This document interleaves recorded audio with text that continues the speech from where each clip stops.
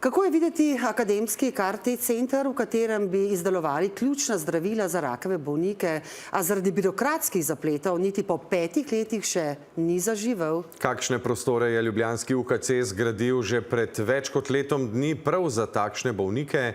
Si lahko bolniki in njihovi svojci obetajo, da bo lastna proizvodnja celičnih zdravil postala realnost še letos? Rebeka Tomadus.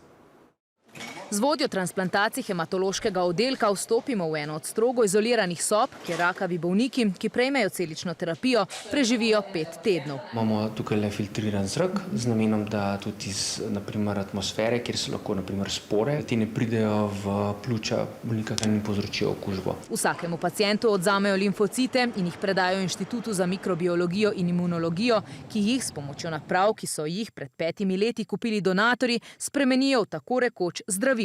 Celice transformiramo s pomočjo nekih virusnih vektorjev, da pravzaprav znajo prepoznati to celico, ki bi se jo radi znebili. Pravzaprav te celice bolnikove jih naučimo, kako se s tem tumorjem spopasti.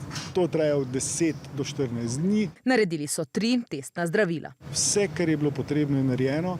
Validacijske serije prejšnji teden so bile zaključene in vse so uspešno prestale vse preverjene kakovosti. Naši zdravniki so izšolani in sposobni vsa zdravljenja izvajati in tudi vse zaplete reševati. Dejansko bi lahko pritisnili na gumb in bi danes začeli za terapijo varno in po vseh specifikacijah, ki so potrebne.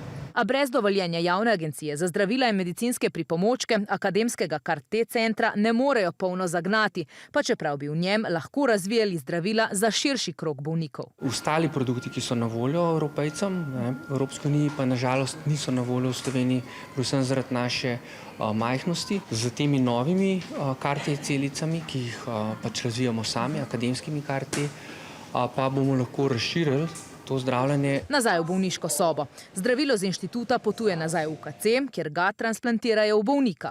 In potem obdobje 14-dnevnega spremljanja. Če v tem času ni večjih zapletov, gre lahko po tem obdobju domov. Septembra želimo javnosti povedati dobro novico, da se bo zdravljenje začelo.